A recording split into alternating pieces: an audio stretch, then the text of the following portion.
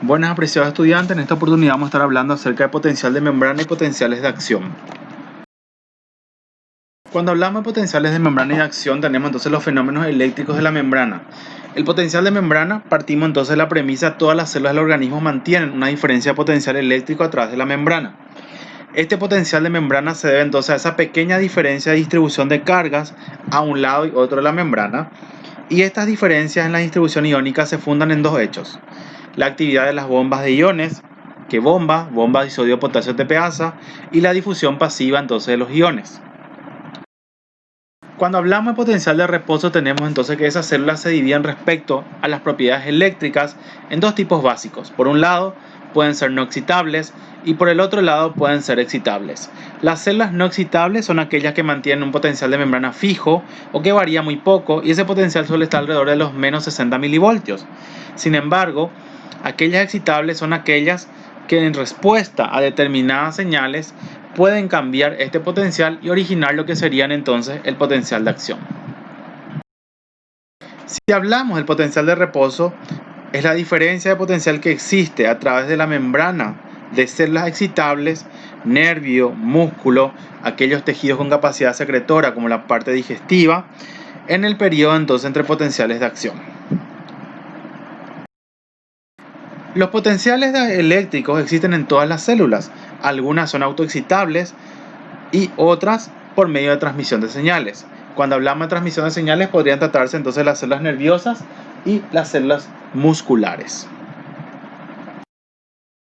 Dentro de las bases físicas de los potenciales de membrana, haremos primeramente hincapié a lo que se refiere a la difusión del potasio. ¿Por qué el potasio? Porque hay una tendencia de difusión del potasio hacia el espacio o líquido extracelular, teniendo en cuenta la diferencia de concentración que tenemos mayormente en el intracelular con respecto al extracelular. La creación de la electropositividad en el líquido extracelular, la creación de la electronegatividad en el interior y la electropositividad que va a repeler el potasio ahora al interior. En un milisegundo vamos creando un gradiente eléctrico capaz de bloquear la difusión neta hacia afuera, aún en contra del gradiente de concentración, y esos gradientes van a medirse en milivoltios. Los nervios grandes requieren una diferencia potencial de 94 milivoltios con negatividad, por supuesto, en el interior. Con respecto a la difusión del sodio, hay una tendencia a difusión del sodio al interior de la célula, la creación de la electronegatividad en el interior de la célula, la creación de electropositividad en el exterior. El potencial de membrana se eleva y bloquea justamente la difusión de más sodio, y en los nervios grandes este potencial es de 61 milivoltios con positividad en el interior. La fibra nerviosa, con un claro ejemplo, donde vemos cuando es permeable solo al potasio, se genera entonces un potencial eléctrico de menos 94 milivoltios. Cuando es permeable solo a sodio, el potencial que se genera es de más 61 milivoltios. Con respecto al potencial, entonces hablamos un poco de la ecuación de Nernst. El potencial de Nernst es el nivel de potencial, ¿verdad?, a través de la membrana, que va a impedir justamente esa difusión neta de un ion en cualquier dirección, es decir, busca el equilibrio.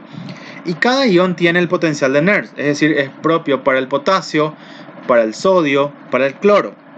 Se relaciona en forma proporcional con la magnitud entonces de diferencias de concentraciones del ion a ambos lados. Por eso es importante mantener al sodio como preponderante en el líquido extracelular y al potasio como preponderante en el intracelular, pero igualmente tengo que tener concentraciones pequeñas en los distintos compartimientos donde ocupan la minoría. Cuanto mayor sea la diferencia de concentración, mayor va a ser entonces el potencial de Nernst. Esa ecuación de Nernst viene de esta fórmula: la fuerza electromotriz medida en milivoltios igual a más menos 61 logaritmo de la concentración interna sobre la externa. Supone entonces el cálculo del potencial del interior de la célula, y el signo del potencial va a ser positivo si estamos hablando de un anión. Es decir, el signo más voy a usar cuando lo que yo quiero calcular, la fuerza electromotriz, es del cloro, que justamente es un anión. Pero el signo que va a ir por delante del logaritmo sería entonces el negativo si lo que yo estoy calculando es un catión, como por ejemplo el sodio y el potasio. Cuando hablamos de cálculo del potencial de difusión, entonces que la membrana es permeable a varios iones diferentes, ya estamos hablando entonces de la fórmula de Gullmann. Entonces el potencial de difusión que aparece va a depender de ¿qué? De la polaridad de la carga eléctrica de cada ion, de la permeabilidad de la membrana para cada ion, la concentración interna como externa que va a tener cada ion. La fórmula justamente de Gullmann va a ser la que proporciona esto, en base al cálculo entonces del potencial, ¿verdad?, del interior de la célula cuando están implicados dos cationes como el caso del sodio y el potasio y un anión como el caso del cloro. Entonces vamos evaluando a partir de esta fórmula menos 61 logaritmos sobre la concentración del sodio interna más externa más el potasio más el cloro y así sucesivamente. ¿Cuál es la explicación a todo esto? Que el sodio, el potasio y el cloro son los iones más implicados entonces en la generación del potencial de membrana tanto a nivel nervioso como muscular. Que ese gradiente de concentración de cada ion ayuda a determinar el voltaje del potencial de membrana. El grado de permeabilidad de cada ion también determina el potencial. Y si la membrana es impermeable al potasio y al cloro, entonces el potencial de membrana será el potencial de Nernst para el sodio. La difusión de cationes del interior al exterior, cuando la concentración es mayor en el interior, entonces eso va a producir una electronegatividad intracelular. Y en las células nerviosas esa permeabilidad es mayor para el sodio y potasio porque los canales sufren cambios constantes en la conducción nerviosa, es casi impermeable al cloro, por lo que los cambios rápidos de permeabilidad a los mismos van a ser los principales responsables de la transmisión entonces de la señal en los nervios. Los potenciales de membrana de los nervios en reposo es de menos 90 milivoltios más negativo dentro que en el líquido extracelular. Las propiedades de transporte de la membrana nerviosa en reposo para el sodio y el potasio están mediados por la bomba de sodio y potasio y por el escape de potasio y del sodio a través entonces de la membrana del nervio. Esta es una imagen que nos está mostrando entonces cómo la bomba de sodio y potasio TPasa va actuando para mantener el equilibrio, mostrándonos que a nivel extracelular la mayor concentración es la del sodio y la flecha nos va indicando que va a ir de donde tengo más a donde tengo menos. Sin embargo, si miro el fluido intracelular encuentro justamente al potasio y la flecha me está indicando que tiene que ir de donde tengo más a donde tengo menos. ¿Y donde tengo menos potasio? A nivel del espacio extracelular. Esta bomba de sodio potasio TPasa, las células las poseen prácticamente todas las membranas celulares del organismo. Es una bomba de tipo electrógena porque gasta energía. Hay un déficit neto de iones positivos en el interior de la célula. La electronegatividad intracelular produce elevado gradiente de concentración tanto para el sodio como para el potasio. Fijémonos en el sodio, que tiene una concentración exterior de 142 miliequivalentes y una interior de 14. Fijémonos en el potasio, que es más predominante en el líquido intracelular con 140 milivoltios y menos preponderante o dominante, ¿verdad?, en el exterior. Pero tiene que haber esta diferencia para que se lleve a cabo justamente el potencial de acción. Ese escape de sodio y potasio es a través de canales de proteínas. La importancia radica entonces en el escape de potasio. Son más permeables al potasio aproximadamente 1000 veces y eso va determinando entonces el potencial de reposo de la membrana. El origen también se establece entonces de tres maneras: la contribución del potencial de difusión del potasio, la contribución del potencial de difusión del sodio a través de la membrana y la contribución entonces de la bomba de sodio-potasio. Y es ahí donde tenemos entonces que según la ecuación de Nernst para el potasio viene a ser entonces de menos 94 milivoltios, que recordemos es más menos 61 logaritmo, ¿verdad?, de la concentración interna sobre la externa. Entonces, potasio exterior tengo 4 miliequivalentes, potasio interior tengo 140, la proporción, ¿verdad?, interna sobre externa 35, entonces vendría a ser menos 94 milivoltios. Con respecto al potencial, ¿verdad?, por medio de Gullmann, porque ya puedo utilizar calculando justamente dos cationes, como el caso del sodio y el potasio, me da entonces una negatividad de 86 milivoltios. ¿Qué pasó acá? El sodio en el exterior es 142 miliequivalentes, dentro de la célula es de 14 miliequivalentes, una proporción entonces de 0,1. Si yo utilizo la ecuación de Nernst, entonces me sale más 61 milivoltios. Pero por la ecuación de Gullman, que relaciona ambos potenciales, tanto el sodio como el potasio, y siendo entonces esa membrana 100 veces más permeable al potasio, hay un potencial interno de menos 86 milivoltios. Entonces, esa bomba de sodio-potasio va a contribuir con menos 4 miliequivalentes adicionales, y así el potencial de membrana de las fibras nerviosas viene a ser entonces de menos 90 milivoltios.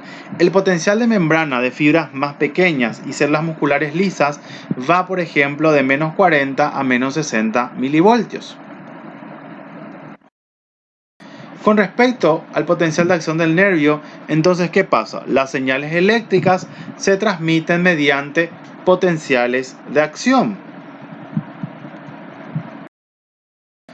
Son cambios rápidos del potencial de membrana, donde va pasando de un potencial negativo, por ejemplo, de menos 90 milivoltios, a un potencial positivo de la membrana, que va variando dependiendo si es una célula muscular, si es una célula nerviosa, si es una célula muscular lisa, por ejemplo, muscular esquelética, dependiendo del órgano o la célula que está siendo pasible entonces de sufrir el potencial de acción. Estas son las fases del potencial de acción, entonces donde vemos una fase primeramente comienza con un estímulo mínimo, ¿verdad? Que sería el umbral. Posteriormente vemos una fase de despolarización, la fase número 2 que correspondería a la repolarización, y finalmente tenemos lo que sería entonces una hiperpolarización. ¿Qué nos está hablando entonces de la despolarización rápida, o el punto 1? Que existe una apertura de canales de sodio que son dependientes de voltaje. Es un proceso autorregenerativo. Con respecto a la repolarización, el punto 2 nos está hablando que se cierran esos canales de sodio, es decir, una inactivación de canales de sodio, pero existen la apertura, por supuesto, de los canales de potasio, también dependientes de voltaje. ¿Qué nos está hablando la hiperpolarización? El aporte justamente residual de esos canales de potasio que han quedado. Entonces, la fase 1, la despolarización rápida; la fase 2, la repolarización; y la fase 3 sería la hiperpolarización. Nuevamente tenemos la fase del potencial de acción, ¿verdad? Las conductancias iónicas, donde vamos viendo entonces que la fase 1, ¿cuál era? Era la despolarización. La fase 2 sería entonces la curva descendente, sería entonces la repolarización, y ese remanente de canales de potasio que me quedan o que me sobran van a corresponder entonces a lo que sería la hiperpolarización. Estos canales de sodio y potasio con puertas de voltaje, entonces tengo que el canal de sodio con una compuerta de voltaje puede ser de activación o de inactivación, al igual también que esos canales de potasio. Por ejemplo, va a estar cerrado, por supuesto, en lo que sería entonces la repolarización. ¿Por qué? Porque en la repolarización tengo la apertura de los canales de sodio la apertura de los canales de potasio regulados por voltaje. Los canales de sodio aquí van a estar cerrados. Sin embargo, va a estar abierto, si hablamos del sodio, en la despolarización. ¿Por qué? Porque aquí en la despolarización sí tengo la apertura de los canales de sodio regulados por voltaje. Sin embargo, va a estar inactivado, obviamente, en lo que sería toda la parte de reposo. Entonces, vemos que estos canales de potasio, en cuanto al voltaje y a la activación, tenemos que mayormente tenemos potasio en el espacio, en el líquido intracelular, ¿no es cierto? En reposo tenemos entonces que es aproximadamente menos 90 milivoltios. Sin embargo, cuando hay una activación lenta de esas compuertas para el potasio, vemos que va cambiando de menos 90 milivoltios a más 35 milivoltios. Es decir, hubo un cambio en el potencial, se hizo más positivo o menos negativo para que pueda ocurrir este potencial. Y con respecto a las fases, entonces el potencial de acción, la fase 1 que tengo, sin estimulación, el potencial de membrana prácticamente es de menos 90 milivoltios. Es decir, estoy hablando de reposo. Esos canales de sodio obviamente están cerrados porque no tengo forma de estimularlos. Sin embargo, cuando ya la membrana recibe un estímulo, ¿verdad? ¿qué pasa? Se va produciendo un cambio en la permeabilidad de los iones y ese estímulo provoca la despolarización de la membrana hasta el potencial umbral, que es el mínimo estímulo que yo hago para que comience el potencial, o por lo menos intente generar el potencial. Y en este caso sabemos que es de menos 90 milivoltios, pasó a ¿cuánto? A menos 55 milivoltios. Es decir, se hizo menos negativo o más positivo para que pueda ocurrir ese cambio. Si hablamos entonces de que esa despolarización va provocando, ¿qué cosa? Una apertura rápida de los canales de sodio y se va generando entonces una corriente de sodio hacia el interior. ¿Por qué? Porque recordamos que tengo mayor concentración de sodio en el líquido extracelular. Entonces, ¿cuál es el trayecto que tiene que hacer la molécula de donde tengo más a donde tengo menos? Donde tengo menor concentración de sodio en el espacio, en el líquido intracelular. Y la membrana, ¿qué va a hacer entonces con esto? Va a despolarizarse. Entonces la despolarización es la apertura rápida de los canales de sodio, generando entonces una corriente de sodio hacia el interior, y esa membrana podemos decir entonces que se despolarizó. Cuando el potencial de membrana llega a más 30 milivoltios, ya los canales de sodio se van a cerrar. Entonces al mismo tiempo se abren canales para el potasio, que sale fuera de la célula y se produce entonces la repolarización de la membrana. Ya sería la fase entonces de la repolarización, donde hay esos canales activados para el sodio, que si bien fueron activados en la fase de despolarización, ya en la fase de repolarización se encuentran cerrados. ¿Quién es el que va a ser el protagonista aquí? El potasio. El potasio es el protagonista entonces cuando hablamos de repolarización.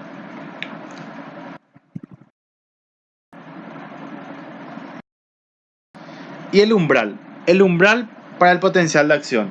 El potencial de membrana es lo suficientemente grande para crear justamente este círculo vicioso de 15 a 30 milivoltios aproximadamente. Por eso es que menos 65 podría considerarse entonces ese umbral. ¿Y qué es el umbral? ¿O qué representa el umbral? Es la mínima intensidad o el mínimo estímulo que yo tengo que hacer para poder excitar justamente a una célula. Por eso es umbral, la mínima intensidad. Y la acomodación serían que esos canales de sodio se abren muy lentamente, por lo que las puertas de inactivación tienen un tiempo de cerrarse. A eso hace entonces hincapié cuando hablamos entonces de acomodación. Hablamos de los canales de sodio, ¿verdad? Que se abren lentamente, entonces esas puertas de inactivación tienen tiempo, ¿verdad?, de cerrarse. El potencial pospositivo. El potencial se hace aún más negativo que en reposo unos milisegundos. Entonces, luego del potencial de acción, anteriormente, ¿verdad?, que se medía desde el exterior de la célula. Numerosos canales de potasio que van a hacer, van a permanecer abiertos aún. Entonces hay un déficit de iones, pero dentro de la célula. Eso sería entonces el potencial pospositivo, el remanente de potasio que todavía me queda. Entonces, ven esta imagen donde dice un exceso, donde dice potencial de acción y el postpotencial positivo. A esto, postpotencial positivo, estamos hablando entonces de la hiperpolarización, que nuevamente, posteriormente, va a volver a su lugar de origen por medio justamente de la bomba de sodio-potasio ATPasa. Entonces, en resumen, esos acontecimientos que originan el potencial de acción tenemos: el potencial de membrana tiene mayor conductancia al potasio, entre 50 a 100 veces. El inicio del potencial de acción tiene mayor conductancia al sodio, aproximadamente 5000 veces, por los canales de voltaje para el sodio. Hay una lenta apertura de canales de potasio, aproximadamente un milisegundo después. Hay inactivación de los canales de sodio. Y el término del potencial de acción, que pasa, el retorno del potencial negativo por cese justamente de la salida de potasio. Entonces este es el resumen de lo que acontece en la generación del potencial de acción, desde la etapa de despolarización, repolarización y posteriormente la hiperpolarización. El papel de otros iones durante el potencial de acción: acciones dentro del axón, las proteínas, los fosfatos, los sulfatos, iones calcio, prácticamente podemos considerarlo como impermeables, ¿verdad? Y en los canales proteicos, como por ejemplo el sodio y el calcio, que son canales lentos, vamos a evaluarlos cuando vemos por ejemplo el módulo de cardio. Existen bombas de calcio también, similar a las del sodio, potasio, ATPasa. De hecho que las bombas de calcio y las de protones también son bombas de transporte activo primario. Las bombas de calcio las vamos a ver mucho en la parte de músculo esquelético y músculo liso. Y también tenemos que la bombea, por supuesto, del interior al exterior. El exterior tiene aproximadamente 10 a la menos 3 molar y el interior entonces tiene una concentración de 10 a la menos 7 molar. La iniciación del potencial de acción, un círculo vicioso de retroalimentación positiva que va abriendo los canales. Hay un umbral para iniciar justamente el potencial de acción. Es una situación favorable para iniciar el círculo vicioso, que entre más sodio y salga menos potasio.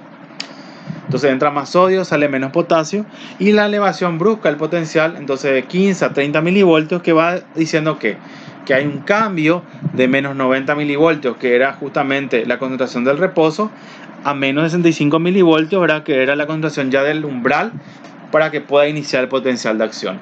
¿Qué quiere decir eso? Que se hizo menos negativo o más positivo.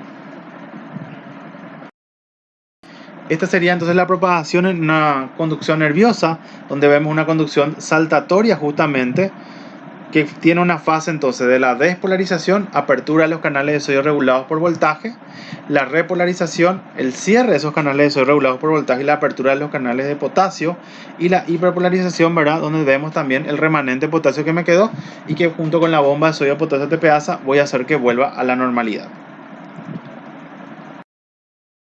Nuevamente un ejemplo, entonces las vainas de Schwann o las vainas de mielina que van a permitir entonces esa conducción saltatoria. Más imágenes acerca de esto. Y los aspectos especiales entonces de la transmisión, ¿verdad? Señales a nivel de los troncos nerviosos, que tengo también el nódulo de Ranvier, los internodos y por supuesto esta vaina de mielina que va a permitir entonces llevar la información de la contracción y permitir la generación entonces de los potenciales de acción. La propagación saltatoria. Distintas imágenes que nos van mostrando acerca de la parte nerviosa.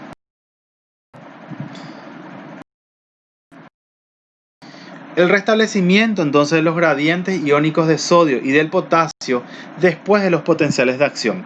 ¿Cuál es la importancia entonces del metabolismo energético? Y cuando hablamos de metabolismo energético, ¿de qué estamos hablando? De la bomba de sodio potasio ATPasa. Entonces, ¿por qué esta bomba se vuelve a activar? Porque necesitamos que la bomba, como moneda energética, ¿verdad?, permita restablecer la normalidad todo aquello que fue excitado y fue propagado, para que vuelva nuevamente a su estado de reposo y posteriormente con otro nuevo estímulo comience nuevamente a generar ese proceso, ¿verdad?, de contracción y permitir entonces la generación del potencial de acción. Cuando hablamos de meseta, hacemos hincapié en algunos potenciales de acción. Por ejemplo, el músculo cardíaco, donde hay una apertura de canales lentos de calcio, una apertura más lenta aún de los canales de potasio, y eso justamente retrasa la repolarización. Son ejemplos que iremos viendo a lo largo, ¿verdad?, del curso de fisiología. Entonces esto sería la meseta. Tenemos un punto donde ocurre la despolarización, posteriormente tenemos una meseta, la repolarización, ¿verdad? Y esta meseta es algo característico entonces que vemos en el músculo cardíaco, que ocurre por la apertura entonces de los canales lentos, ¿verdad?, de calcio y sodio, que iremos viendo más adelante. Cuando hablamos entonces de ritmicidad de ciertos tejidos excitables, estamos hablando de una descarga repetitiva. ¿Qué quiere decir eso?